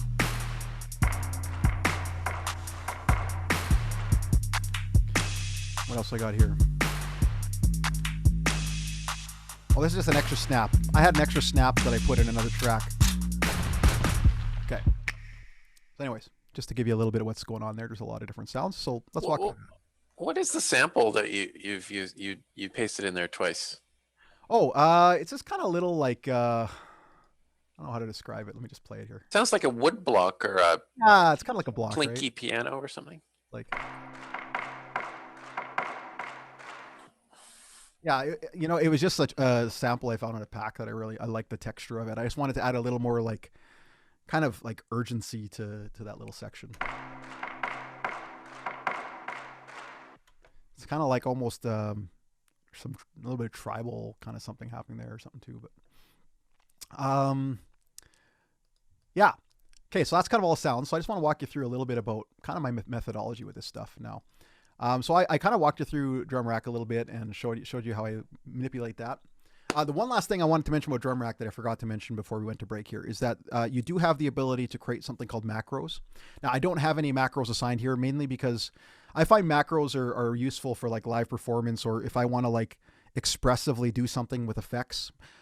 Quite often I'm in the studio, and everybody has a preference here. I'm literally just going in and drawing automation most of the time, or else I'm holding the actual knob in the effect and playing with it.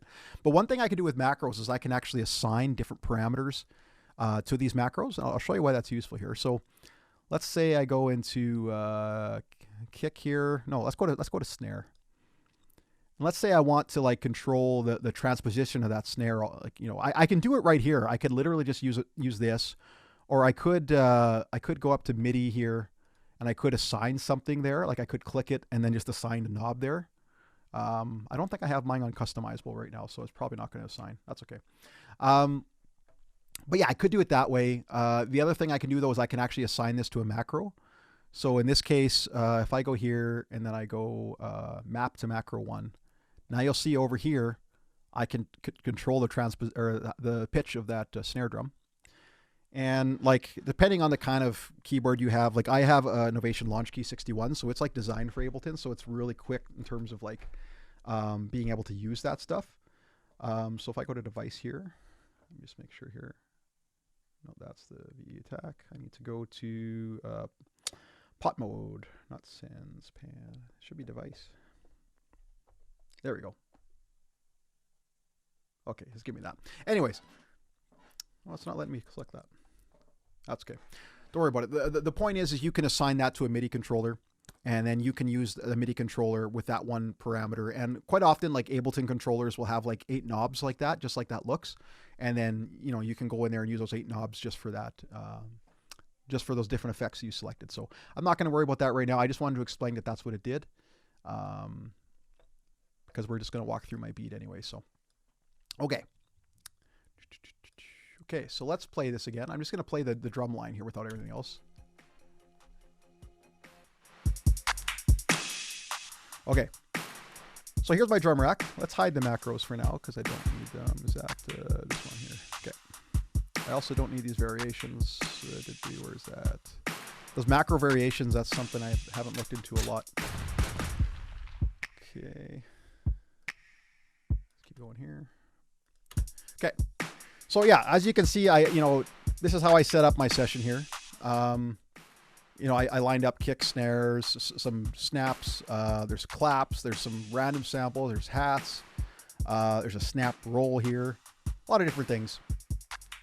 And then you can see here, obviously, all the different sounds here. I have manipulated some things, like I'm sending some of them to different things. So let's look at a couple of them just so you can kind of see what I'm doing. Let's go with the actually no. Let's go with the snap. The snap is interesting. Okay, there's my snap. You know, that's a typical kind of pop snap. I like snaps. So with this snap, I've done quite a bit to it. The first thing I've done is on the chain itself. I have some other plugins that are outside of Ableton, so you're obviously, you know, you might not have these things, but I'm just putting it through an EQ. I'm kind of emphasizing a specific frequency here, and I'm cutting out some lows, you know, popping up a little bit in the highs there. Just really moderate EQs, not doing a lot to it. And then I'm sending it to effects like I was showing you, right? So down here I have various effects. I have a reverb here. This is one of my favorite reverbs. And that's what's giving it all that tail you're hearing is that reverb there. Let me just grab that. So that's send one. Oh no, sorry, I have a different EOS. Sorry, I have two reverbs here. Sorry, not to confuse you there. This is the other EOS I have. So I had two different styles of reverb for different reasons. That went off screen. But let me just send more or less of that there. So here we are, I'll do that. So this is the reverb. Now you can really hear it emphasized there now. I did that, hey? Or I can take it right off. There's nothing. Right? Just back up there. Okay. I kind of like, I wanted in this song, I wanted a lot of space and a lot of reverb, so I had quite a bit of it there, you know, so you could hear it, but I still want to get a little bit of that attack and that sound coming through. So what's the other things I'm setting to here? So I'm setting to, this is a little trick I use. It's called New York style compression. You can look it up. It's to kind of add some punch to your drums. So I have it sending to a chain here, which is like a compressor first, with some pretty extreme settings. And then there's some pretty extreme EQ settings. I'm really lightly hitting this with the snap. I didn't want to add too much. I just wanted a touch of it. So sometimes these little subtle moves can make a huge difference. So I'm doing that. And then at the end of the, so again, maybe I'll just try to summarize that so we don't get confusing here. In the signal chain of the actual individual sample, you can see again, I have one EQ on it. Then I'm sending this to a couple different effects in here.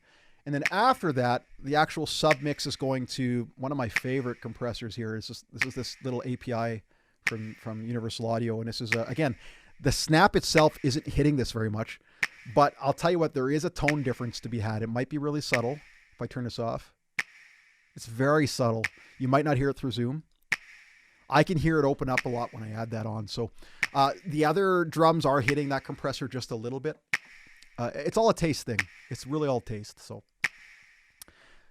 yeah, so that's kind of what I did with that sound. Just walk you through a sound. I'll walk you through another sound here. What else we got here? It's another interesting one. This one's kind of interesting. I like that sound. It's kind of got like a steamy kind of thing. This is a sample, so I just found some really interesting samples. It's like, you know, a couple snaps and then kind of this really like steamy kind of sound.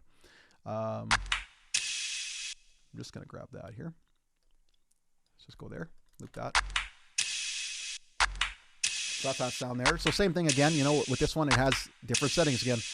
This one I threw through, you know, some multiband compression. I really like the multiband compression tool in Ableton. It's unfortunate. I use it a little too often, honestly. Like I'll throw it on something and it kind of just seems to make it pop instantly. Like you get a lot more control on the frequency spectrum, and then, you know, then you're hearing everything really clearly. It adds some punch. Sometimes it can be a little too much. Like I find it overdoes it, but so I had that on this particular piece because I wanted it to sound a certain way. And then again, here I'm sending this again to that same reverb that I was sending the other snap to. So you can hear the space of it. If I turn that off, do that again here. I'll turn this effect off. It's a little drier. Not a whole lot drier, but a bit. It kind of has its own built-in reverb a little bit, it feels like. There's the reverb on again. So yeah, lots of different sounds. I mean, this is kind of my method. This is what I like to do. Like I say, I like to build these MIDI loops and you know, create kind of a whole track like this. And then, like I say, I go right within Drumrack and I'm doing all my mixing in there. So, you know, I can manipulate the individual sound. I can go in here and I can add some sends. And usually with drums, I'm doing things like reverb and delay, and I'm doing compression, things like that to taste. With electronic music, I find often, you know, if I want a punchy big sound, I usually don't have to compress too much, just because a lot of the samples you get are kind of already there. So depending how much they've been processed or not. What else can I say here? So, yeah, maybe let's play a little bit more of this. Walk you through that again. Just back up here.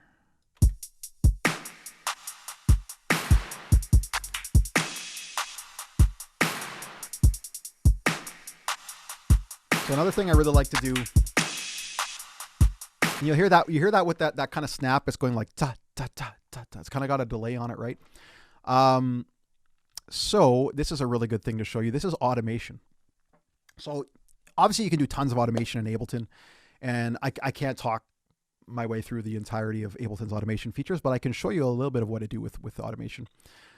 In this case here, so this is a snap. So let's solo that here. This is that snap sound again, right? It's coming through. Now you see that it's not always delaying, right? There's no delay on it right now. Right now there's just some reverb. That's kind of the main effect you can hear. So let's find the spot here where oh, sorry. You know what? I take that back. Give me a sec here. This is the one that I actually want right here. That actually delays in a different spot. So let me just grab that here.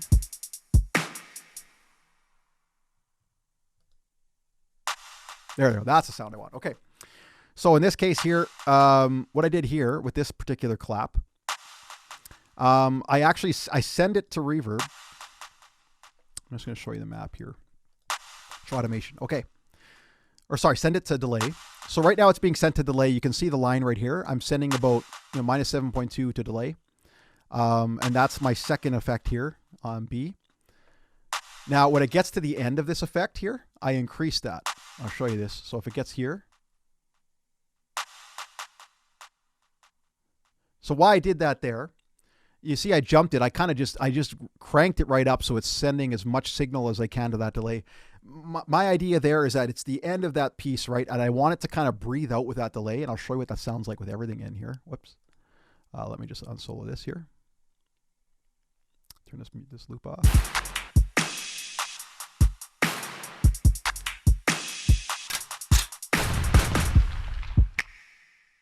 Oh, what happened there?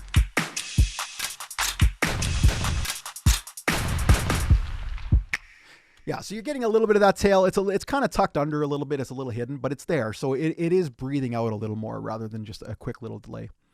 But yeah, so you can literally go down here and I can automate any of this stuff. So if I want to send, more reverb, like let's say, so I got the first reverb here. Let's say I want to send this kind of in different amounts of reverb. So I hit the show automation here. I go to this send here, right click, show automation. Whoops. I can go up here, and now it's put this line in there for me already. Okay, so this is my send for that particular reverb. I could come in here and I could boom, I could send it like crazy there, and then not here if I want, and then up here I could do whatever. Let's just play that just to see how it changed it here. So here we go. So that doesn't actually come in until about here. Oh, there it is. So you can see that way more reverb on it now. Let's tuck it up more. Crazy reverb. Now it's going to cut down a little bit lighter, right? Come back over here again, and now let's get crazy again, right? So I can literally set on the track, on the timeline, like where I want the effect to be, to get more intense, where I want it to go less intense. I can do all those different things. It really gives you the ability to send as much or as little as you want at any given time in the timeline. So that's a really cool tip. You just add that automation again, because I wasn't watching. Sure, yeah. So yeah, in this case, I'll just kind of start from scratch here. So again, this is a one reverb that this clap is going through. Yeah. So I'm down here in the send and I'm right clicking, and then I can just say show automation. So that'll bring up the automation here in this lane of the track. And it just brings up one.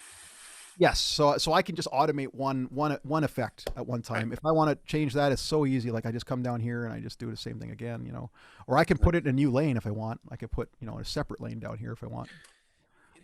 It's getting really dense in terms of the information, and I'm surprised that you can like pick things out because all the little boxes get so tiny. Yeah. And that is the one thing, if I have to criticize Ableton at all, like its user interface, I enjoy it. I find it intuitive for me, but I also have like a giant 27-inch monitor accompanied with like a 46-inch monitor. So it's like I have all this retail, but if you don't have that screen retail, like it can get a little daunting to see all the different things that are there. We had a question in the chat. Can you explain the purpose of the Novation launchpad? Oh, okay, sure. Yeah, so yeah, and you can kind of use that with you could use that with Drumrack too if you wanted to, but I'll show you a little bit here. Let's go to clip view here. I don't have any clips in this particular. Let's make them here. Well, you know what? I can even just kind of let's start a new session here. Let's get rid of this one here because I think I really want to show you what how that functions here. Okay, so I'm just opening up a new session. So Novation Launchpad, and actually a lot of the Novation products are like specifically designed for Ableton integration. Like my launch key actually has like kind of a mini pad section that functions the same as Launchpad in a lot of ways. What the main function of Launchpad is that's really interesting is it can control this view right here that we're on. So this is the what they call the I guess the session view is what I call it, the clip view, but this is the session view. So in the session view, you see these little boxes here, right? So these are kind of referring to different clips, okay? So let me grab some samples first, because I could perform some stuff in here, but that would take way too long. So let me just grab some samples to throw in here. What do we got here? Yeah, that's kind of a boring sample. Maybe we got some clips. Let's use some clips instead here. What do we got here? Sure. Crazy. Actually, let's use this. It's a little easier. Okay. So I'm going to grab a clip and I'm going to throw it in my clips here in session view. Now you can use like audio clips. You can use MIDI samples. You can kind of, or sorry, you can perform MIDI in this view. You can do whatever you want. You can pretty much put whatever clip you want here, whether it's audio or MIDI. Turn it down a little bit. Okay. So I just put this loop here for fun, just so we have something to work with. Now let's put something else in here. I don't know what we got here. Anything interesting? That's kind of crazy. There we go. Let's do that. Why not? I'm gonna put this in a separate track. This is a MIDI clip, as you can tell, because I couldn't drag it into audio. Okay. So now I'm gonna hit play on both of these. So now they're playing both in sync. When you drag it into the clip view like that, they're kind of already in tempo. They're already playing in sync. It auto aligns a lot of this stuff that's already in Ableton. If you bring in your own samples, sometimes you got to play with them a little bit.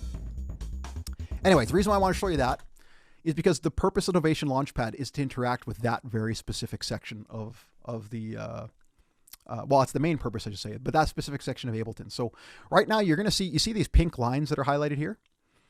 So that's actually my Novation controller is lining up with these pink lines, right? So I can actually sit here and perform this stuff. So if I hit a button on my controller here, it's going to hit play. I can stop things here. I can stop that one.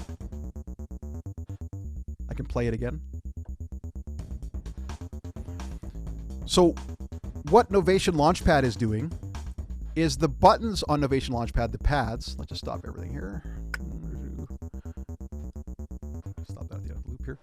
The buttons at the bottom of the buttons on Novation Launchpad are basically triggering these different clips, okay?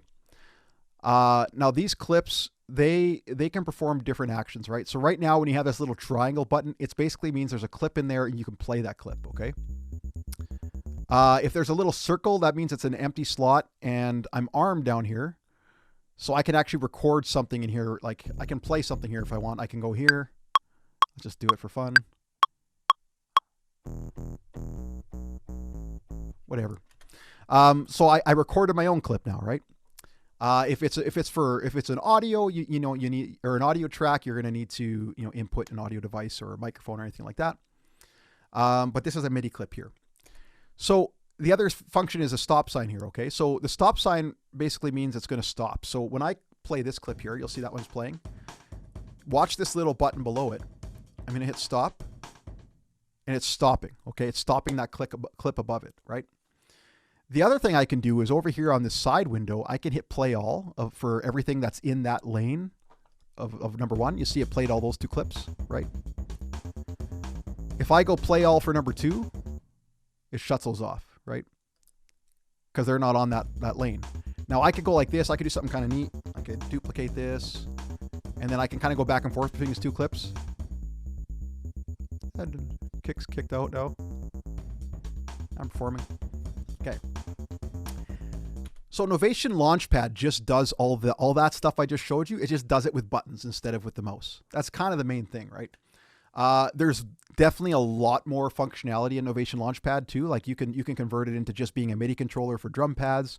You can or I guess it'll play MIDI notes really. You can like, I know there's like a mixing feature I've seen on it where it's like you can change the window so you can actually like go volume up and down and pan. It's kind of weird for that purpose. I've tried using that for that purpose. I don't know who does use it for that purpose. I would prefer knobs and faders, but I have seen, Novation Launchpad, you can use the pads for volume faders, which is really weird. Yeah, what else can I say? This highlighted area is just merely referring to the part of my Novation controller that is pads, right? So now if you have a Novation Launchpad, it's going to highlight more of them, right? Usually those are like 8 by 8, I think. So it would highlight 8 of these rows. And then that's kind of what you're working with is those specific clips. I can actually go up and down. You see that pink moving up and down there? I can actually go up and down with my controller and pick different clips I want to work with. So if I had stuff way down here and I want to get to that to trigger with my controller, now I can. I got to go one more down here. Where is it? Yeah, see this control. I don't use this controller for live. It's not very good for that. There we go. I don't know. That's a lot of information. Does that answer your question, or does that give you maybe some more questions as to what the Novation Launchpad does? I don't know. But Ryan had another comment. It might be interesting to see the drum rack in the clip view. Oh yeah. That's a good point. So let's go to a drum rack here. Actually, this is a drum rack right here, isn't it? It is. So, I mean, the interesting thing here with in this particular situation, I mean, again, like I don't have a lot of clips here, so it's not going to show you a lot of information. But this is the drum rack. This is actually a clip that I just imported in from Ableton, so I had nothing to do with this. This is like a preset. So everything's already here. You can see all the different kind of all the instruments they've added to this drum rack. There's actually 2 different sections of them, so there's a lot. There's some effects they've already added in here, some EQ, things like that. So there's a lot on the master track already here. There's this warm and tough kind of sound. So I'll just play that here. So yeah, this is the clip I'm playing, and this is what it's doing to drum rack. Here's drum rack. So you can kind of see it's showing you exactly what it's playing at what time, right? The little yellow arrows are coming up in both sections here. It's giving you some little volume meters here too to show you how loud everything is for every different clip. Now, if I wanted to, I could come in here and I could make multiple clips, right? I'm just going to duplicate this. Now they're all going to sound exactly the same just because I haven't changed anything about them. Maybe let's change something about them quick just for fun here. I'll take the hats out of this one or something. Maybe in this one I'll take the snare out. Okay, let's just get rid of these 3 then. So now we're in clip view and drum rack here. Okay, so when I trigger this clip, you'll see what happens here. Trigger the next one. Now I cut out those hats, right? Now cut out the snare, kept the hats going, and you'll see that down here in the drum rack. You'll kind of see that corresponding where the sound is no longer playing because there's no MIDI information, right? When I double click on these clips, I get all my MIDI information instead, right? And the other cool thing here, actually, this is something I never mentioned because again, there's just so many features you can talk about here, is with drum rack. One thing it's doing with your clips that's really nice is you see here on the side here of your MIDI clip. When I double click up here, I get my MIDI clips. It's showing you which instrument is in each note, right? So I don't have to like guess or like go back to drum rack and say, oh geez, this is on C whatever, and then go into my clip and try to find C2, C3. That's one of my biggest complaints about Pro Tools is I hate their MIDI integration. Because it seems, I know there's some ways to do it, but it's just really convoluted over there. Where here, it just organizes it nice and clean for you. So for instance here, if, let's say I want to edit this MIDI clip here, and this is in Drumrack too still, like this is a Drumrack instance. I can literally come in here and let's make the notes a bit bigger. I can just say, okay, I want the snare to hit right here. Sure. This kick felt, oh no, this is a kick, sorry. This snare hit here, this snare hit British Vintage. Sure, I'll put it there too. Let's put it here, right? I can go on the side here and go, oh, I want this cowbell to hit at the same time because there's a cowbell right there. It's easy enough for me just to draw it in. And now let's play and see what that sounds like. More cowbell. More cowbell. Got a fever. No. So yeah, that's kind of a really cool feature of Drumrack is that you get all of your instruments right here on the side that you can look at that correspond to your MIDI notes. And then like you saw what I just did, like I'm basically just drawing in my drums. Like I don't need to perform them necessarily if I don't have that ability. So there was another question, and I'm not sure this refers to when you were. Yeah, it says, can you record what you were just playing while in that session? Oh yeah. Okay. So yeah, this is actually another kind of a feature with the clips, and this gets a little more into the functionality of Ableton. But so yeah, let's say I have these clips, okay. So I'm playing these clips, right? Right now I'm not recording anything. I'm just playing. You can see there's nothing armed here, like this. Or sorry, the record button isn't on. These tracks are armed, or this one's armed. This one isn't. I'm gonna arm both of them here. Okay, I'm gonna hit stop here. Now, right now, because it's set to play right here, there's a lot of different ways you can set it to play. I don't want to get into the weeds with that because you can like adjust how it plays each clip, when it plays it, all that kind of stuff. But for now, it's sitting at green like this. So this means when I hit record or play, it'll play these clips. If I hit like stop right here, stop all clips, it's not going to play anything when I hit record. And I'll show you. I'll hit record. And, you know, there's nothing being playing, right? There's the metronome. If I go over to the timeline view, you can see it's recording clips, but there's nothing in them. So when I stop, I got no information, right? So yeah, I can actually record what I'm doing here on the fly, and I'll show you that right now. So right now I got no clips. I'm gonna put my metronome on just because I like to hear the metronome. I like to hear that I'm in time, and these clips are warped in time from the samples that I used. So let's hit record. Let's play a couple bars first. I'm just gonna build for fun here. So I just played that clip. It started right on time because that's the setting it's on right now. But like I say, there are other settings. Okay, now I'm playing that bass. Maybe I want to switch to this drum now.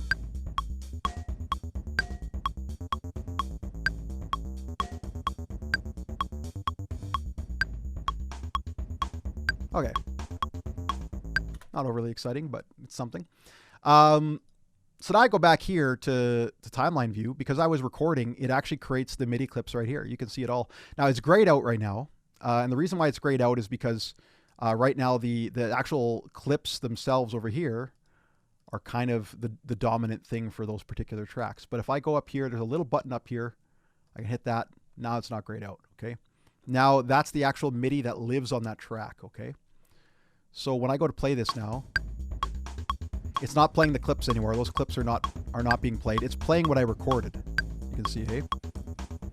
That's neat. So yeah, you can kind of like live performance with all your clips and then record it. Like, and then if you screwed up or did something wrong, you can go in there and mess with it, you know? And, when I was doing that Goya thing actually with WL, this was a lot of how we performed. Was we did a lot of the clips kind of stuff happening, and then we were actually going in and editing things on the fly too. So yeah, I really enjoy this part of recording with Ableton. Like you get to really audition your parts and then put them together. So yeah, we're running pretty short on time. We're almost to the end. So I'm just wondering if anybody has any last sort of questions for David. Take advantage of his obviously deep knowledge of the software. Anybody have any questions? You can put them in the chat or anything at all. Get on the mic if you want to. Yeah, I haven't heard any voices besides Ian's, so I have to gotta mix it up. Anybody? There, you know, and I'll just remind everybody there are just I went over some things. This is a crash course. Like we could probably spend an entire semester just learning how to do percussive stuff in Ableton. Like you could do a whole university course on that easily. It's just so feature rich and so awesome. And 100% like being completely genuine. This is how I produce all of my percussion all the time is using this tool. So.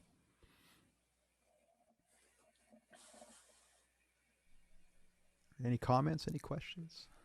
I'm gonna try the microphone here. Hello. Oh, there we go. It's Ryan. How's it going, Ryan? Do you buy a lot of sound banks, or do you kind of generate a lot of your own samples? Ah, good question. Yeah, I never mentioned that at the start too. Like a lot of the samples I was pulling from were just like random stuff I downloaded, but I'm all over the place. I just love finding sounds, and this is actually one of my weaknesses is that I'm too. I'm like a dog chasing cars. Like I'm just like all over the place, you know, like sometimes I don't get focused enough, but yeah, like I'll go online and find, you know, royalty free samples. I'll create things myself. Sometimes I'll just make weird sounds with things I find. Like I'm all over the map. There's really nothing I won't do. Here's a follow-up question. Yeah. Are you how organized are you with your folders for all these samples? Not too bad. Not too bad. Like you'll see in this window here, like I'll go back here because this is my my sample hard drive that I have connected to my computer. So this is all the stuff I've downloaded pretty much. This looks kind of like a mess in some ways. Like I'll be honest, like if I look at each individual folder, I can see what it is. But it's not really organized in any kind of pattern. But I'll tell you what, everything before this is really organized. Like this is just the one folder that's disorganized, but everything outside of that is really organized. But Ableton lets you be a little lazy this way because you see I can go up to the search bar feature for those of you who aren't aware, and I can just type in something. I can hit snare, and then it minimizes it all the way down to all the snares I own in these folders, right? So that I can start just finding the snares, right? So if you use the search feature, you can kind of lessen the amount of time you're digging through folders. I find that's a really good question, and you know, man, there's just endless samples these days, like, and so much high quality stuff. You don't need to go dropping like tons of money on samples anymore because people are just handing it out now. Like it's everywhere. And it's easy to make your own too. So it's amazing. Another question. Can you do the automation one more time? I don't know why that's so much automation. Okay. I'll automate anything here. Let's just talk about automation here. Because again, you can in Ableton, you can automate anything. So let's just go to this little thing I made here quick for fun. Yeah, just turn this off. Yeah, I'll just play with the bass. Sure, it's a funky little weird digital bass here. Okay, so in Ableton, by default, I think when you turn it on initially, there's actually no automation lanes on there, if I'm not mistaken. I think it's a little different than, like, they keep changing it through versions, and I'm most familiar with 9 because I kind of skipped 10, and I stuck with 9 because I was one of these people who doesn't like to update things. But I'm on 10 now, and I have 11 as well. Anyways, where is it here? There is a button. I think it's is it this one? No, there's an automation button now. It's not that one. Let me figure it out here. I'm gonna right click here first. I'm gonna find some automation. Where is it? Let's just go on something down here. One sec here. This right here. Okay, here's a track automation. Okay, so let's say I want to adjust the level of the track. Let's do this one here because that's what I'm using. I literally just right click on it and I can go show automation. Okay, boom. Now there's my automation lane. Okay, so now I can sit here and I can go here and I can make little dots. I can do things. You know, I can manipulate it. Now there's two ways to manipulate the automation here. This is on the grid right now. I have the grid turned on, so you see that it's not letting me put the dot anywhere else but on grid markers. I can right click in this area here and I can go off on the grid, and then I can kind of put those anywhere I want, right? I can make it really a lot more fluid. Do whatever I want. This little button here kind of turns that off and on for me to be able to see that. You see that? So now it's gone. Maybe I don't want to mess with that because I'm just messing with the clips. Maybe I want to go back to automation, so I go like that. If I want to automate something different in Ableton, the wonderful thing is you literally just click on the thing you right click on the thing you want to automate, and then it shows that automation. So let's go down here again. I'm going to go to, okay, I'm in a saw here, I guess. I'm going to go to the saws. Let's go to the cutoff here. That's always fun to play with. I'll right click that cutoff. I'll put show automation.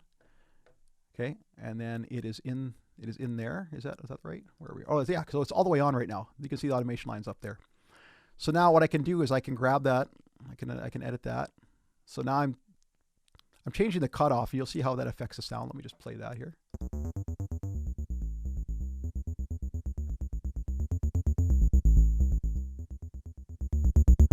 Now that's only affecting a part of that must be only cutting off something specific here. Let me just try it again. But you can see the cutoff here moving right with it, right here, right? So that didn't really give me a lot of anything very interesting. Let me just try something else here. Show automation. Let's do this saw square thing. I think that's going to change the actual sound it's playing here. It's going to favor one over the other. Let's just try that. There you go. That's doing something fun. Kind of changed which, there's a saw and a square here, so I think that's changing the relative volume of them, or relative velocity of the two or something like that. Anyways, that's kind of basic automation. You just grab parameters here, you right click them, it shows them in the lane here. Again, you can actually assign MIDI knobs to these things and use faders and things like that. Like my Novation automatically has like track faders built in. So when you can see I'm moving the track fader right now on this TP track, and you'll see it actually grayed out this automation. So basically what happens is the fader has taken over and there's no more automation. But I can go back here, I can right click and I can go re-enable automation, and now it's back. So it didn't get rid of my envelope, it just turned it off. But then again, I hit the fader and boom, now I got rid of it again.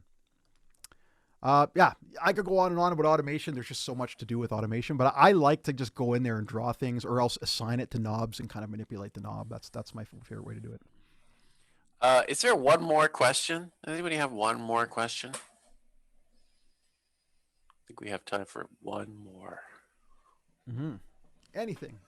I'm kind of enjoying talking about just anything because I don't get. Yeah, it sounds like you're just getting right up to your you're just revved up right now. So, can we get more cowbell? Oh, you know what? Yeah, where's our cowbell here? Where do we got? We got cowbell over here somewhere. Oh, here's a big cowbell. I guess I'm muted. Let's see here. Okay, I just want to play the cowbell. There it is. There we go. Perfect. Digital cowbell. You did mention in passing that you don't use Drumrack, or you use it sometimes. But there was something else. There was like another plugin or something you use for drum samples, or sometimes I use Battery. Yeah, and that's a Native Instruments plugin. Native Instruments is one of my favorite companies when it comes to third-party plugins. Like, they just have so many interesting things to offer. I use Massive a lot from them too.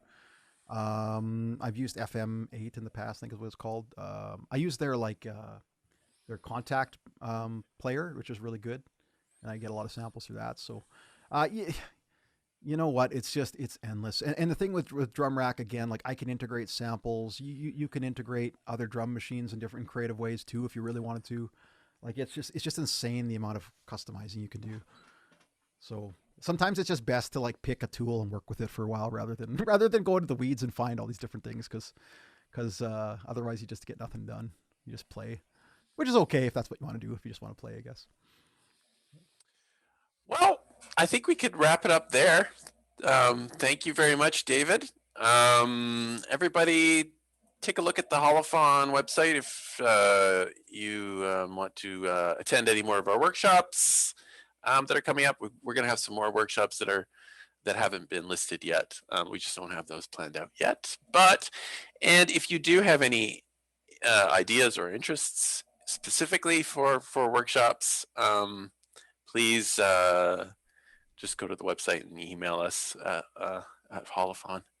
And yeah, thank you, David. Thanks for everybody for attending. Yeah.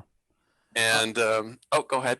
I also want to just say real quick, I'll type it in the chat here, but if anybody ever wants to email me or reach out to me, like, please do. I'm very open to having discussions with people. I love helping people out. So I'm David at RomanEmpireStudios.com, or you can even go check out my website. You can contact me through there. It's just RomanEmpireStudios.com.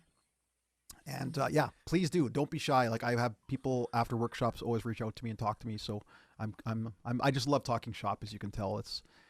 I'm alone during a pandemic in my basement all day with no human contact. So any human contact is very welcome. That sounds great. Okay. Thanks everybody. Have a great night. We'll see you later. Bye. Bye.